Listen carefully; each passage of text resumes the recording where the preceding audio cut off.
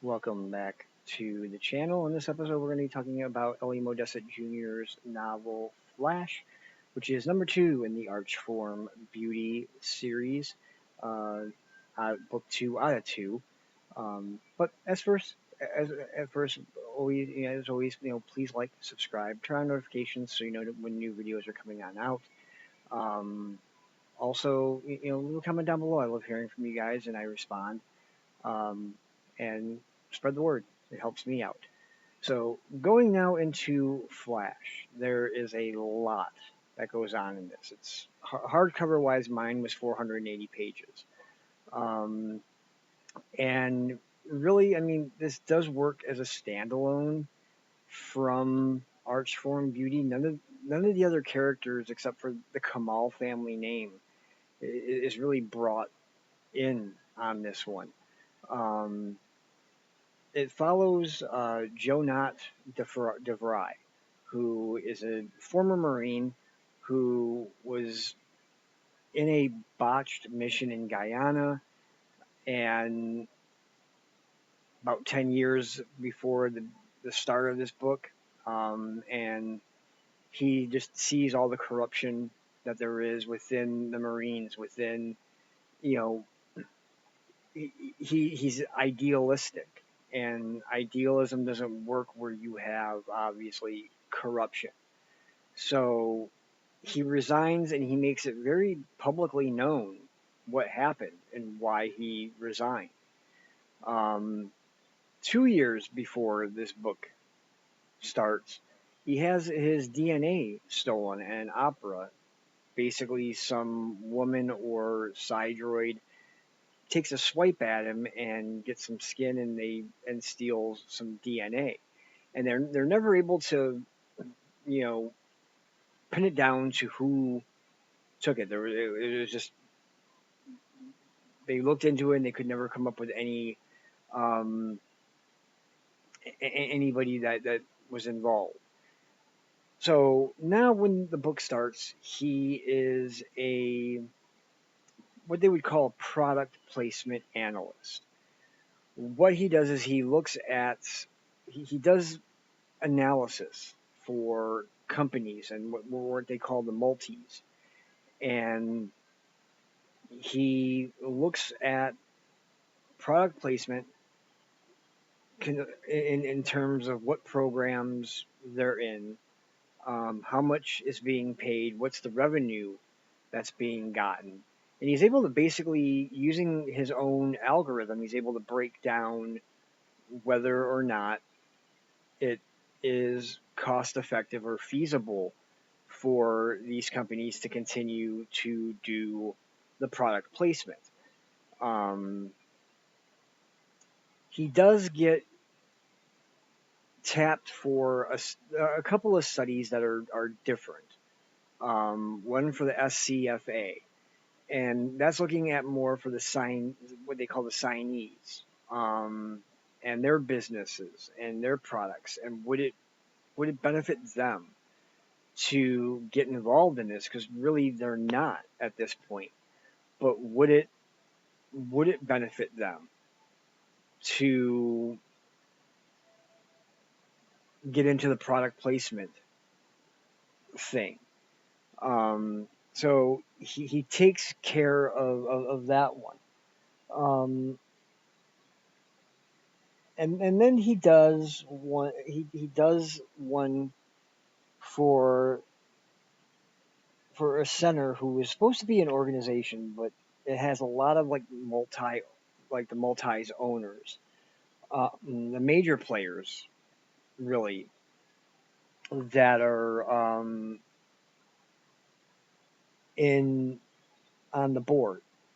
Um, and this study basically is looking at politics and how media is playing a role. If you remember in Archform Beauty, there was the whole idea of res rock, res rap, using the resonance to appeal to people more. And there's one candidate, Juan Carlissimo, who his events are more like rock concerts. Basically, he has bands. He has a band playing on stage, and it's very heavily res influenced. And he puts that into his report, and he also follows three other campaigns: one against Carlissimo, and then two races that are happening in another district. And he puts together this big report, and it's basically this report that drops him into a world of crap, you could say.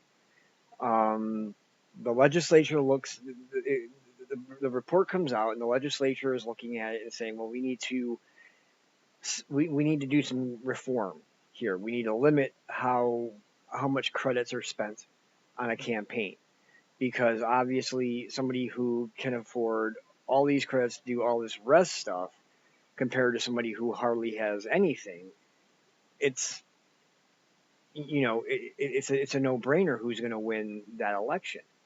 Um, but there are other organizations are that have their top people within this center.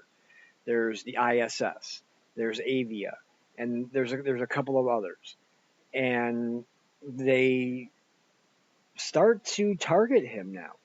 Um, he becomes the person that they want to take out because of this whole sort of Martian thingy that's going on, and them wanting their independence.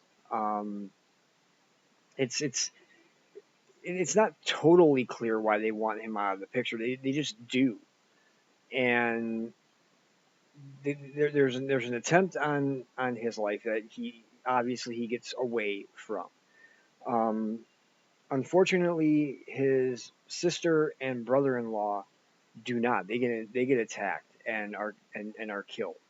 And he takes a really bad injury, and he's in this med lab for droids, really. And he's got this implant with Central 4, and it's droid Paula. And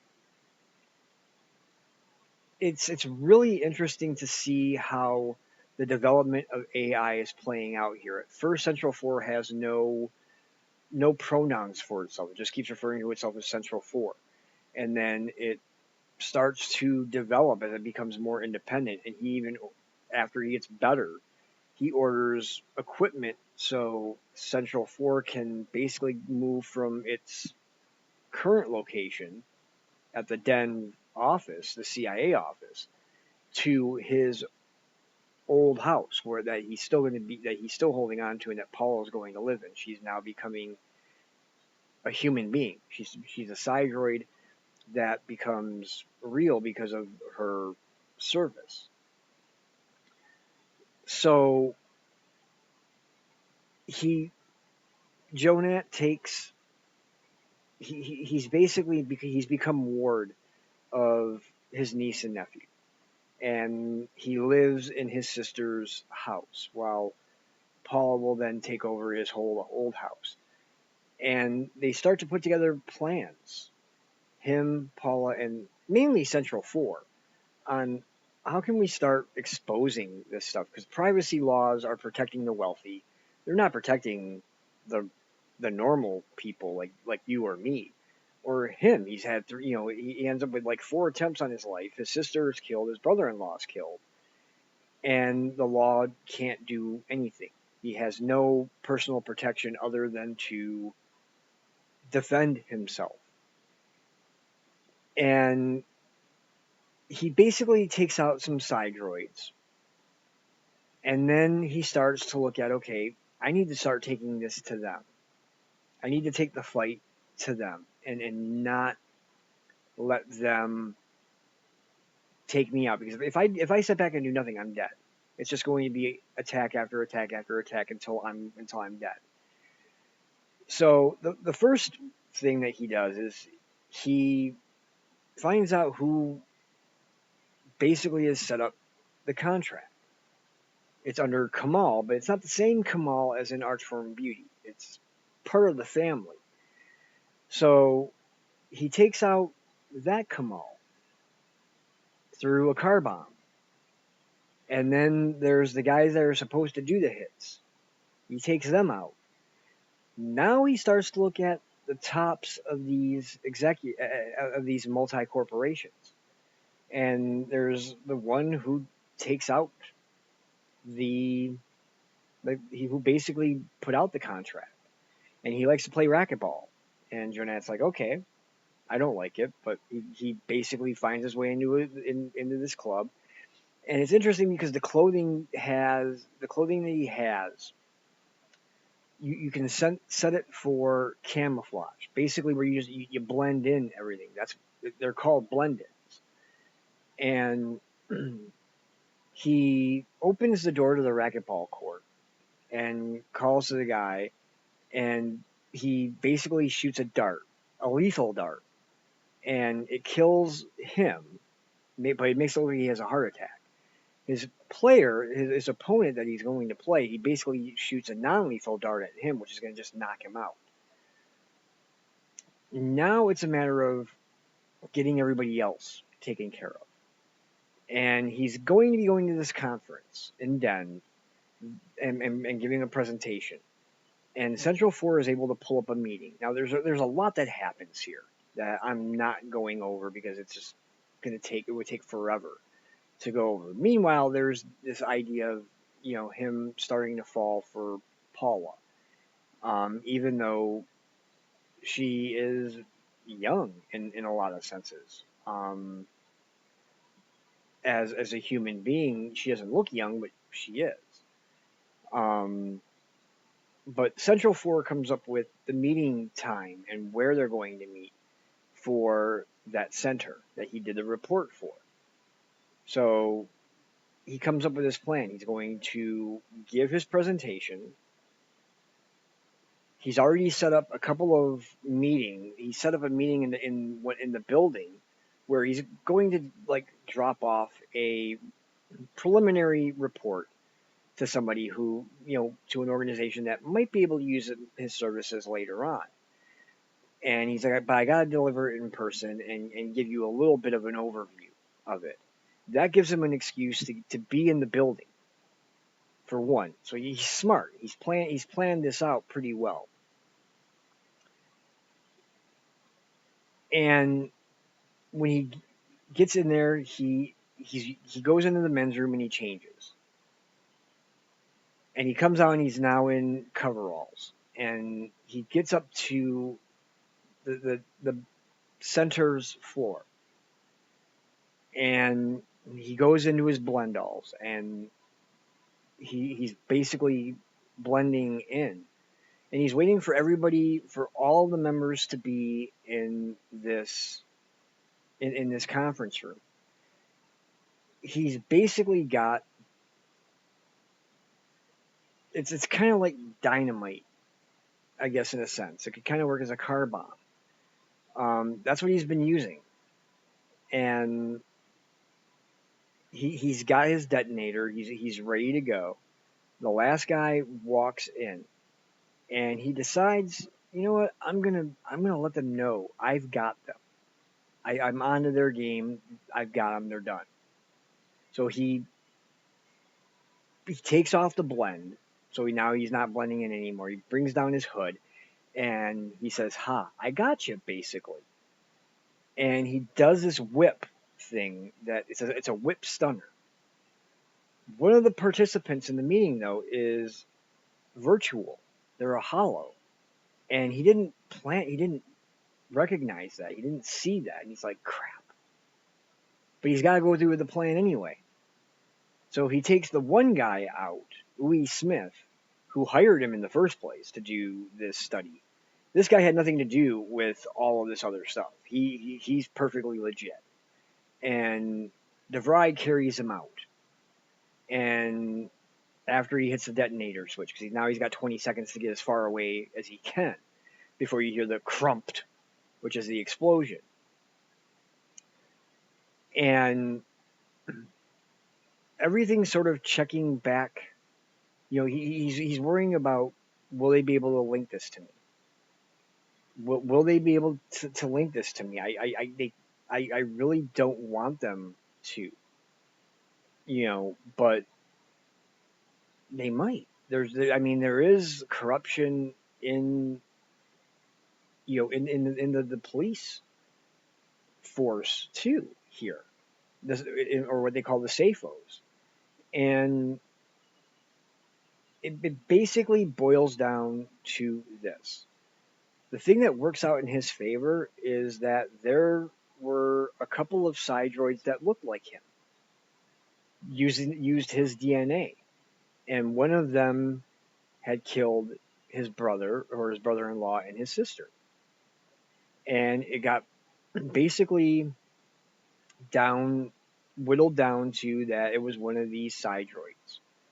There was another one that Deng, who is the head of ISS, which is basically, they're trying to take over everything, really, especially on Mars. They're trying to just take over everything up there and gouge everybody.